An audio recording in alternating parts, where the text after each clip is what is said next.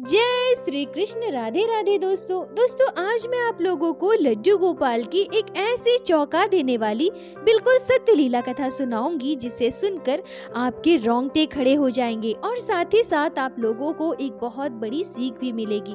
दोस्तों, कोई भी व्यक्ति ज्ञान से परिपूर्ण नहीं होता। कई बार लड्डू गोपाल की सेवाओं में जाने अनजाने हम भक्तों से ऐसी कई भूल हो जाती है जिसका हमें दोष लगता है। परंतु दोस्तों, अगर आपके घर लड्डू गोपाल विराजित है और आप बाल गोपाल की सेवा कर रही हैं और सेवा के दौरान आपसे कोई त्रुटि बन रहा है, आपसे कोई अपराध बन रहा है, तो आपके घर विराजित लड्डू गोपाल आपको कई संकेत देते हैं। देखिए, हो सकता है कि यह वीडियो आप तक पहुंचा है तो यह भी लड्डू गोपाल का संकेत हो।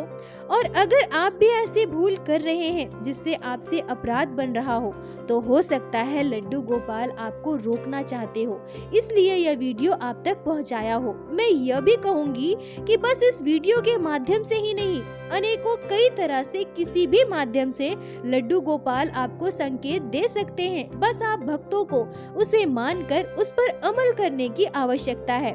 आप भक्तों के साथ भी ऐसी घटना ना घटे, आपके हाथों भी इतना बड़ा पाप ना हो जिससे कि आपको इसका परिणाम भुगतना पड़े। इसीलिए दोस्तों, यह वीडियो आप लोग पूरा अंत तक जरूर देखिएगा। इसे लड्डू गोपाल का संकेत मानकर पूर्ण विश्वास के साथ देखिए, आपको एक बहुत बड़ी सीख मिलेगी। और हाँ, वो कहते हैं ना, परोपकार सबसे बड़ा धर्म है। तो आप लोगों से यह भी प्रार्थना है कि आप इस वीडियो को उन भक्तों तक शेयर जरूर कीजिए जिनके घर लड्डू गोपाल की सेवा होती है, ताकि इस लीला कथा के माध्यम से उन्हें भी इस महत्वपूर्ण जानकारी के बारे में पता चले। आप सभी भक्तों से विनम्र निवेदन है कि कृपया आज की इस वीडियो को पूरा अंत तक जरूर देखिएगा। दोस्तों, आज की यह लीला कथा हर्षिता जी ने हमारे साथ कलकत्ता से शेयर की है। हर्षिता जी कहती है कि यह घटना मेरे साथ 4 साल पहले घटी है। अब जब हमारे इधर ठंड का मौसम शुरू हो गया है तो अचानक से मेरे साथ घटी वो घटना मुझे याद आ गई। वो घटना आज भी जब मैं याद करती हूँ तो मेरे रोंगटे खड़े हो जाते हैं। हर्षिता जी कहती है कि दीदी, मैं नहीं चाहती कि मेरे हाथों जो अपराध बना है, हमारे साथ जो घटना घटी है, वो किसी और के साथ भी घटे। इसलिए मैं आपके चैनल के माध्यम से ये घटना सभी भक्तों तक पहुंचाना चाहती हूँ। दोस्तों, हर्षिता जी कहती हैं कि मेरी शादी को 11 साल हुए हैं। मेरी शादी से पहले मैंने कभी लड्डू गोपाल की सेवा नहीं की थी, पर हाँ, मैं दूसरों के घर लड्डू गोपाल की सेवा होते देखी थी। मैंने ऐसा सोच रखा था कि जब मेरी शादी होगी तो शादी के बाद मैं लड्डू गोपाल को अपने घर लेकर आऊंगी, उनकी सेवा करूंगी। पर जब मेरी शादी हुई और मैं अपने ससुराल गई तो ससुराल की जिम्मेदारियों में मुझे लड्डू गोपाल की सेवा का सौभाग्य ही नहीं मिला। सच ही कहते हैं कि अगर लड्डू गोपाल की इच्छा ना हो, अगर वो आपसे सेवा ना लेना चाहते हो, तो आप चाहकर भी उनकी सेवा नहीं कर सकते। और मेरे साथ भी ऐसा ही हुआ था। ससुराल में सासू माँ, ससुर जी, मेरे हस्बैंड और मेरी 2 ननद थी। घर की मैं इकलौती बहू हूँ, तो घर की सारी जिम्मेदारियाँ कहीं न कहीं मुझ पर ही थी। घर पर बहुत सारा काम हो जाता था और फिर मैं गर्भवती हुई और लड्डू गोपाल की कृपा से अभी मुझे एक पुत्र और एक पुत्री संतान है। फिर मेरी दोनों ननद की शादी हुई। इसी तरह से परिवार की जिम्मेदारियों में कहीं न कहीं मैं बिल्कुल उलझ गई थी और मेरे मन में जो लड्डू गोपाल की सेवा का भाव था वो कहीं न कहीं वैसा ही रह गया। मुझे लड्डू गोपाल की सेवा का सौभाग्य नहीं मिला। फिर अपनी जिम्मेदारियों से निवृत्त होने के बाद मेरी जब दोनों ननद की शादी हो गई, मेरे बच्चे थोड़े बड़े हो गए, तो मैंने लड्डू गोपाल को घर लाने का विचार फिर से किया, बाल गोपाल की सेवा करने की सोची। और हाँ, मैं यहाँ यह फिर से कहूँगी कि यह सोच मेरी नहीं थी और मेरे चाहने मात्र से कुछ भी नहीं हो सकता है। लड्डू गोपाल को अब शायद हमारे घर आना था। अब बाल गोपाल को मुझे अपनी सेवा देनी थी। तभी तो अपने आप सारे काम बनते चले गए और लड्डू गोपाल की सेवा मुझे मिल गई। बाल गोपाल हमारे घर पर आए और मैं पूरे जतन से, पूरे श्रद्धा भाव से लड्डू गोपाल की सेवा करने लगी। शादी के बाद जब से मैं अपने ससुराल गई थी, तब से मैं हमेशा अपने सासू माँ से, परिवार में सबसे कहा करती थी कि मुझे लड्डू गोपाल की सेवा करनी है, बाल गोपाल को घर लाना है। और अब जब लड्डू गोपाल हमारे घर आए थे तो हमारे परिवार में सभी लड्डू गोपाल से बहुत प्रेम करने लगे। लड्डू गोपाल की सेवा का भाव तो मेरे मन में था, पर अब जब लड्डू गोपाल हमारे घर पर आए तो ऐसा लगा मानो हमारा पूरा परिवार बाल गोपाल की प्रतीक्षा वर्षों से कर रहा हो। लड्डू गोपाल से सभी बहुत प्रेम करने लगे। अब ऐसा है कि हमारे घर में कोई भी मांसाहार तो नहीं करता है, पर हाँ, प्याज लहसुन खाया जाता था, प्याज लहसुन हमारे घर पर बनता था। पर जब से लड्डू गोपाल हमारे घर पर आए थे, बाल गोपाल की सेवा हमारे घर पर हो रही थी, तो मेरे ससुराल में प्याज लहसुन बनना भी बिल्कुल बंद हो गया। मेरी सासू माँ ने रसोई की सारी बर्तनें बदलवा दी। फिर हम सभी सात्विक शुद्ध शाकाहारी भोजन करने लगे। घर पर हमारे कुछ भी बनता, हम सबसे पहले लड्डू गोपाल को भोग लगाते थे, उसके बाद ही हम में से कोई भी खाता था। और यह हमारे परिवार का प्रत्येक दिन का रूटीन था। सुबह से रात तक, नाश्ते से लेकर रात के खाने तक, हम सबसे पहले लड्डू गोपाल को भोग लगाते थे, उसके बाद ही कुछ खाते थे। अब ऐसे ही समय बीतने लगा।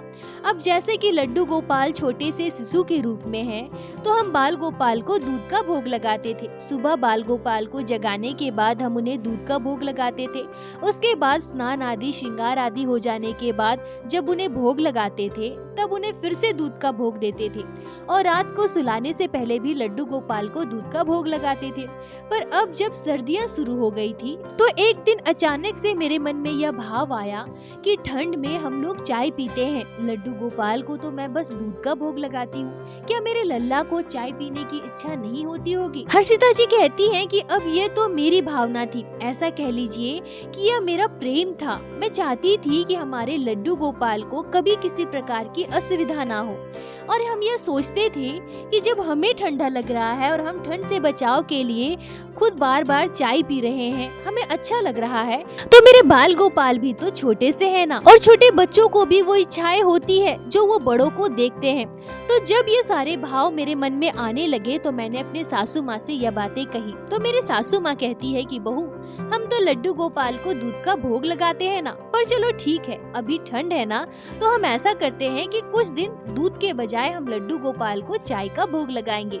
सुबह शाम हम लड्डू गोपाल को चाय बनाकर भोग लगाएंगे, और सुबह स्नान श्रृंगार के बाद हम जैसे दूध का भोग लगाते हैं वैसे ही दूध का ही भोग लगाएंगे। अब हर्षिता जी कहती हैं कि मैं सच कहूँ तो मुझे कोई नियम धर्म का ज्ञान नहीं था। मैं बस अपने भाव से लड्डू गोपाल की सेवा किया करती थी। जितना मैंने अपने मायके में दूसरों के घर लड्डू गोपाल की सेवा होते देखा था, उतना तो मुझे ज्ञान था, उतना मुझे पता था। और उसके बाद मेरे अंतरात्मा में जो भाव उत्पन्न होता था, मुझे जैसा महसूस होता था, मैं उसी भाव से लड्डू गोपाल की सेवा किया करती थी। और मैं अपने कान्हा से हमेशा यही कहती थी कि हे मेरे बाल गोपाल, अगर मुझसे सेवा के दौरान कोई त्रुटि हो जाए तो आप मुझे क्षमा करना, मेरा मार्गदर्शन करना। अब जब मैं पहली बार लड्डू गोपाल को चाय का भोग लगाना चाही, तो उस दिन मेरे साथ एक अद्भुत घटना घटी। जब मैं लड्डू गोपाल के लिए चाय बनाई और एक ग्लास में चाय लेकर लड्डू गोपाल को भोग लगाने जा रही थी, तो पता नहीं कैसे पर अचानक से मेरे हाथ से वो चाय का ग्लास नीचे छूटकर गिर गया और पूरा का पूरा चाय जमीन पर बिखर गया। मुझे थोड़ी हैरानी हुई, क्योंकि मैं तो बहुत अच्छे से चाय का ग्लास पकड़कर लड्डू गोपाल को भोग लगाने के लिए लेकर जा रही थी, पर अचानक से मेरे हाथ से वो ग्लास कैसे छूटकर गिर गया। मेरी सासू माँ कहती है कि तुम्हें जरूर ग्लास गर्म लगा होगा, शायद इसीलिए तुम्हारे हाथ से छूटकर गिर गया। पर हर्षिता जी कहती हैं कि ग्लास तो बिल्कुल भी गर्म नहीं था। हाँ, चाय थोड़ी बहुत गर्म थी, पर मैं चाय थोड़ा ठंडा करके ही लड्डू गोपाल के पास लेकर जा रही थी, क्योंकि लड्डू गोपाल को बिल्कुल गर्म चाय या फिर दूध का भोग तो हम नहीं लगा सकते हैं। इसीलिए चाय थोड़ा ठंडा करके मैं लेकर जा रही थी, ताकि मेरे लड्डू गोपाल को कोई तकलीफ ना हो। पर अचानक से मेरे हाथ से वो चाय का ग्लास गिर गया, तो मेरे मन में कुछ पल के लिए ही सही पर संकोच का भाव उत्पन्न हुआ। पर मैंने फिर इस पर ध्यान न देते हुए दोबारा से चाय बनाई, और क्योंकि मेरे मन में उत्सुकता थी, मुझे बाल गोपाल को आज पहली बार चाय का भोग लगाना था, और क्योंकि ठंड का मौसम शुरू हो गया था और उस दिन हल्की हल्की बारिश हो रही थी, तो मैं पूरे भाव से लड्डू गोपाल के लिए दोबारा से चाय बनाई। और मैंने मन ही मन लल्ला से कहा कि लल्ला, आप चाय पियो, चाय का भोग लगाओ, और थोड़ी देर के बाद मैं आपके लिए पकोड़े बनाकर लाऊंगी, अच्छे से आलू के पकोड़े, आपको बहुत पसंद है ना। अब ये सारी प्रक्रिया मैं कर रही थी। मतलब सुबह से शाम तक लड्डू गोपाल को मैं चाय का 2 बार भोग लगा रही थी। कभी मैं चाय के साथ बिस्किट का भोग लगाती, तो कभी कुछ नमकीन का भोग लगाती, तो कभी कुछ पकोड़े बनाकर देती। और इसी दौरान मेरे साथ कुछ ऐसी घटनाएं घटी कि शायद वो मेरे लड्डू गोपाल के संकेत ही रही होंगे, पर मैं कभी भी उन संकेतों को समझ ना पाई। कई बार ऐसा हुआ कि मैं लड्डू गोपाल के लिए चाय बनाकर रखी हूँ तो उसमें मुझे बाल दिख गया, कभी उस चाय में कुछ गिर गया, तो कभी चाय ही गिर गई। परंतु एक बार तो ऐसा भी हुआ कि मैंने लड्डू गोपाल को जैसे ही चाय का भोग लगाया और पर्दा किया, थोड़ी देर के बाद जब मैं पर्दा हटाती हूँ तो क्या देखती हूँ कि पूरा का पूरा चाय जमीन पर गिरा हुआ है। मतलब लड्डू गोपाल के आगे वो चाय का ग्लास जो मैंने रखा था वो जमीन पर पलटा पड़ा है। और ऐसे ही प्रत्येक दिन आए दिन कोई न कोई घटना घट जाती थी, पर मैंने इन बातों पर कभी भी ध्यान नहीं दिया। जब चाय में कुछ गिर जाता था, बाल गिर जाता था या कोई और चीज गिर जाती थी या मेरे हाथ से चाय छूटकर गिर जाता था, तो मैं दूसरी चाय बनाकर लड्डू गोपाल को भोग लगा देती थी। पर मैं अभागन, मैं अज्ञानी, यह बिल्कुल भी नहीं समझ पाई कि यह मेरे लड्डू गोपाल का संकेत है। दोस्तों, यहाँ मैं आप लोगों से एक बात कहूँ कि कई बार लड्डू गोपाल की सेवा के दौरान आपके साथ भी ऐसी घटनाएं घटती होंगी। कभी आप दूध गर्म करके रखते होंगे तो उसमें कुछ गिर जाता होगा, तो लड्डू गोपाल को भोग लगाने के लिए अगर आपने कोई सामग्री रखी है तो उसमें कुछ ना कुछ गिर गया। या फिर दोस्तों यह भी होता है कि कभी हमारे हाथ से छूटकर वो चीज गिर जाती है, और ऐसा मेरे साथ भी होता है और मैंने कई भक्तों से सुना है कि उनके साथ भी ऐसा होता है। मतलब प्रायः सभी भक्तों के साथ लगभग ऐसा होता ही है। तो मैं आप लोगों को बताऊं कि इसे कभी भी नजरअंदाज मत कीजिए। देखिए, हमारा क्या स्वभाव होता है कि अगर दूध में कुछ गिर जाता है तो हम दूसरा दूध लेकर आते हैं, या हमारे हाथ से लड्डू गोपाल की भोग की थाली गिर जाए तो हम दूसरी भोग की थाली लेकर आते हैं। मतलब जिस चीज का हम भोग लगा रहे हैं उसमें अगर कुछ गिर जाता है या हमारे हाथ से छूटकर गिर जाता है तो हम दूसरा वही भोग लेकर आते हैं और लड्डू गोपाल को भोग लगा देते हैं। परंतु इसे ठाकुर जी का संकेत मानिए। देखिए, अगर आपके साथ ऐसी घटनाएं घटती है तो आप यह मानिए कि आपके लड्डू गोपाल को आज उस चीज का भोग लगाना नहीं है। मतलब उनकी इच्छा नहीं है आज उस चीज की भोग लगाने की, और कम से कम उस दिन उस चीज का भोग मत लगाइए। मतलब आप किसी और चीज का भोग लगा दीजिए। ये लड्डू गोपाल आपको स्वयं कह रहे हैं कि मुझे आज ये नहीं खानी, मुझे ये मत खिलाओ, मुझे किसी और चीज का भोग लगाओ। दोस्तों, वैसे तो भगवान अपने भक्तों को अपने सामर्थ्य के अनुसार जो भी भोग लगाते हैं, हमारे लड्डू गोपाल उसे ग्रहण करते हैं। पर इन दोनों में विभिन्नता है। जहाँ भक्त और भगवान के बीच में प्रेम और लगाव का भाव जुड़ा होता है, और भगवान यह जानते हैं कि मेरे भक्त मुझे इन चीजों का भोग लगा सकते हैं, भक्त में इतनी सामर्थ्यता है, तो ठाकुर जी भक्त से जिद भी करते हैं, भक्त पर गुस्सा भी करते हैं, भक्त से किसी और चीज की मांग भी करते हैं। मतलब ऐसा मानिए कि लड्डू गोपाल परिवार के सदस्य की तरह भक्त के साथ व्यवहार करते हैं। अगर आपके पास इतनी सामर्थ्यता है तो आपके लड्डू गोपाल आपके बच्चे की तरह आपसे जिद भी करेंगे। पर अगर इतनी सामर्थ्यता नहीं है तो लड्डू गोपाल बस एक बतासे तुलसी के पत्ते जल में भी संतुष्ट रहेंगे। दोस्तों, हर्षिता जी कहती हैं कि ऐसे ही कई दिन बीत गए, तभी एक दिन मेरे साथ एक दर्दनाक घटना घटती है। संयोग देखिए, ये घटना भी मेरे साथ तभी घटी जब मैं लड्डू गोपाल के लिए चाय बना रही थी।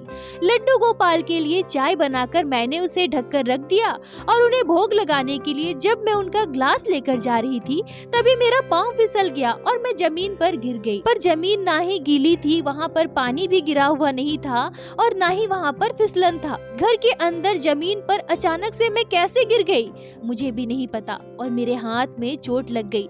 मेरे हाथ में फ्रैक्चर हो गया और ये चोट मेरे दाहिने हाथ में लगी थी। अब क्योंकि मेरे हाथ में प्लास्टर कर दिया गया तो मैं उस हाथ से कोई काम भी नहीं कर पा रही थी। बाल गोपाल की सेवा अब संपूर्ण रूप से मेरी सासू माँ ही करने लगी।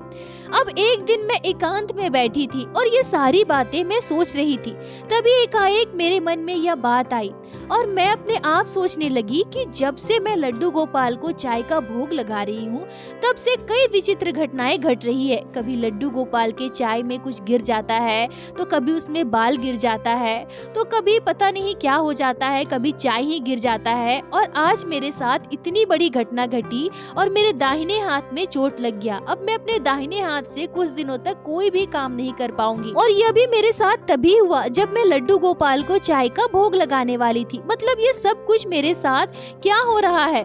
इससे पहले कभी लड्डू गोपाल को मैंने चाय का भोग नहीं लगाया। क्या लड्डू गोपाल को चाय का भोग लगाने की वजह से मेरे साथ ये घटना घटी? दोस्तों, हर्षिता जी कहती है कि मैंने कभी भी चाय को लेकर ऐसा सोचा ही नहीं था। जैसे मेरे लिए दूध का भोग है वैसे ही चाय का भोग है। पर अचानक से पता नहीं क्यों चाय को लेकर मेरे मन में इतने सवाल आए और ये सारी बातें मुझे नहीं पता। मतलब मैंने ऐसा क्यों सोचा और क्या सच में ऐसा होता है मुझे बिल्कुल नहीं पता। पर मैंने ऐसा सोचा तो सोचा क्यों? पर जब मैं ये सारी बातें सोच रही थी तभी मेरे साथ एक आश्चर्यजनक घटना घटती है और इसे मैं संयोग नहीं कहूँगी। ये साक्षात लड्डू गोपाल का संकेत था जिसे मैं अब महसूस करती हूँ। हमारे घर पर एक वैष्णव का आगमन होता है। वो वैष्णव माथे पर तिलक लगाए थे, हाथ में करताल था। वो कृष्ण नाम का जाप करते हुए हमारे दरवाजे पर आए। जैसे ही मैंने कृष्ण नाम सुना तो मैंने तुरंत दरवाजा खोला। तब वो कहते हैं कि मैं श्रीधाम मायापुर से आया हूँ। मायापुर जहाँ विश्व का सबसे बड़ा इस्कॉन मंदिर बन रहा है। अब वहाँ से आने की जब उन्होंने बात की तो मैंने उनसे कहा कि आप अंदर आइए, बैठिए। तो वो कहते हैं कि नहीं माताजी, मैं यहीं ठीक हूँ। कृपया कर आप अपने सामर्थ्य के अनुसार, अपने इच्छा अनुसार कुछ मुझे दान दे दीजिए। मैं मायापुर से आया हूँ और हमारे आश्रम के पुनः उन्नयन के लिए अच्छे से निर्माण हेतु मैं चंदा इकट्ठा कर रहा हूँ। हर्षिता जी कहती है कि मैंने उनसे फिर से आग्रह किया, प्रभु जी आप अंदर आइए, बैठिए, हमें अपनी सेवा का सौभाग्य दीजिए। ठंड का मौसम है, कुछ नहीं तो थोड़ा चाय नाश्ता ही कर लीजिए।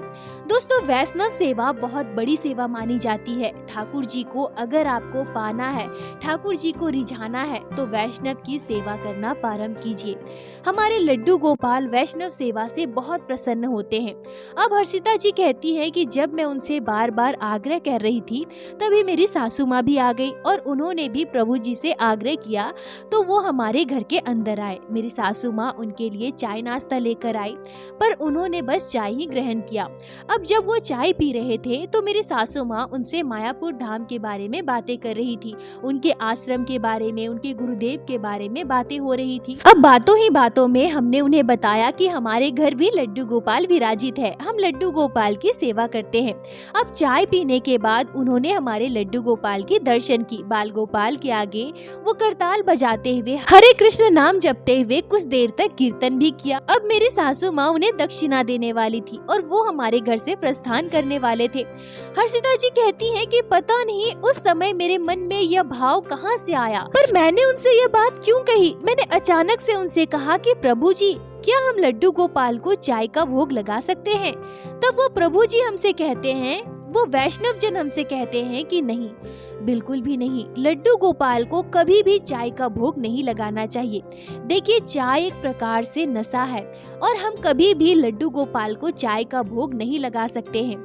दोस्तों, हर्षिता जी कहती हैं कि जब उन्होंने यह बात मुझसे कही तो मैं और मेरी सासू माँ एक दूसरे की ओर देखने लगी। तभी मैं उनसे कहती हूँ कि हमसे बहुत बड़ा अपराध बना है। हम कई दिनों से लड्डू गोपाल को चाय का भोग लगा रहे थे और मेरे लड्डू गोपाल ने कई बार मुझे रोकना चाहा, कई संकेत भी दिए, पर मैं अभागन उसे कभी भी समझ ना पाई और शायद इसी वजह से मेरे साथ यह दर्दनाक घटना घटी और मेरा हाथ टूट गया।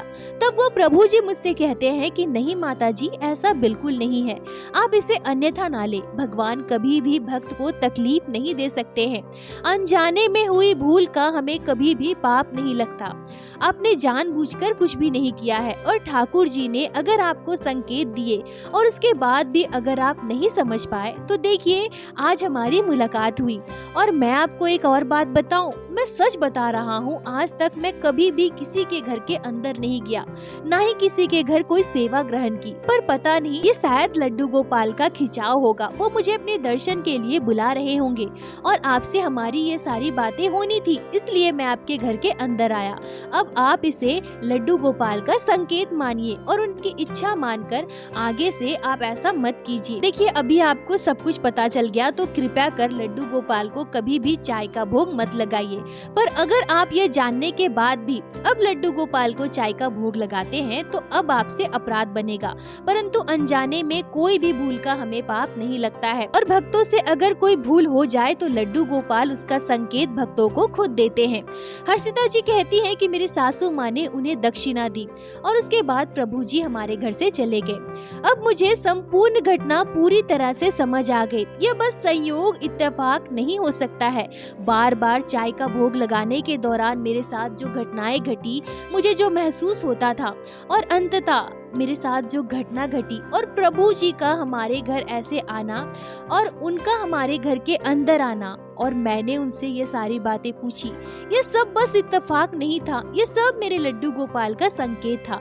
मेरे लड्डू गोपाल मेरे ठाकुर जी की लीला थी। मेरे लड्डू गोपाल नहीं चाहते कि मेरे हाथों जो अपराध बन रहा है, जो भूल हो रही है, वो आगे भी हो। इसीलिए बार बार लड्डू गोपाल मुझे संकेत दे रहे थे।